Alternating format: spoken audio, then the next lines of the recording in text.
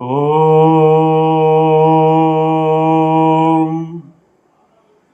साथियों,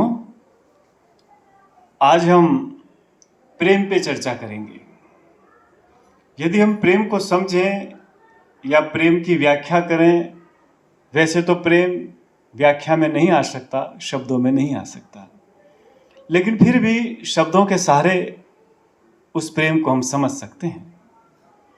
प्रेम को यदि हम समझे तो 3 श्रेणी में हम प्रेम को विभक्त करेंगे: दैहिक, दैविक और आध्यात्मिक। एक प्रेम जिस तरह 3 ताप होते हैं, दैहिक, दैविक और आध्यात्मिक, उसी तरह हम प्रेम को उस श्रेणी में रख सकते हैं। एक प्रेम होता है शरीर के साथ, और जैसे जैसे शरीर वृद्ध होता चला जाता है, प्रेम की कहीं ना कहीं पकड़ भी छूटती चली जाती है। जो ये पहले स्तर का प्रेम है, और यही प्रेम थोड़ा आगे बढ़ता है, दैविक प्रेम।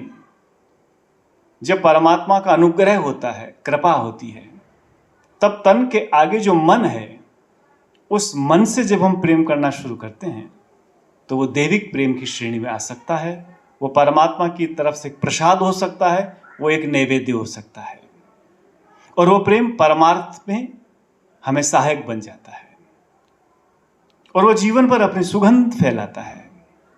फिर उसमें शरीर सिर्फ एक माध्यम है। और थोड़ा आगे यदि हम प्रेम की धारा में चलें तो फिर है कि आध्यात्मिक प्रेम, और वो है आत्मा के साथ। पहला प्रेम तन का है, दूसरा प्रेम मन का है, तीसरा प्रेम आत्मा का है। और यही प्रेम जब शिखर पे चढ़ जाता है और आत्मा जब प्रेम का प्रवाह करने लगती है, तो ये प्रेम प्रवाह फिर भक्ति बन जाता है। फिर मीरा, फिर सूरदास जी, फिर नानक देव जी, फिर तुकाराम जी, फिर यही प्रेम उस यात्रा की तरफ चलने लग जाता है। तो जो आध्यात्मिक प्रेम है या आत्मा से किया गया प्रेम है, वो अनंत युगों युगों तक जीवित रहता है, सतत रहता है, चलता रहता है।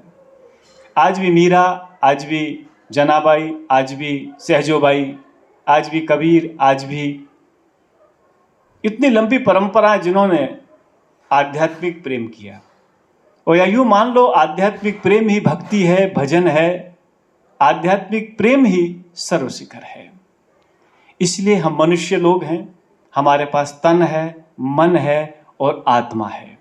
अवश्य शरीर एक माध्यम है, तन एक माध्यम है। प्रेम की शुरुआत शरीर से होती है, लेकिन मन तक पहुंचनी चाहिए, और मन से फिर आत्मा तक पहुंचनी चाहिए, ताकि हमारी इस प्रेम की यात्रा परमात्मा के चरणों तक पहुंच सके, और परमात्मा रूपी अनंत प्रेमोमय विग्रह में हम एक में एक कर सकें।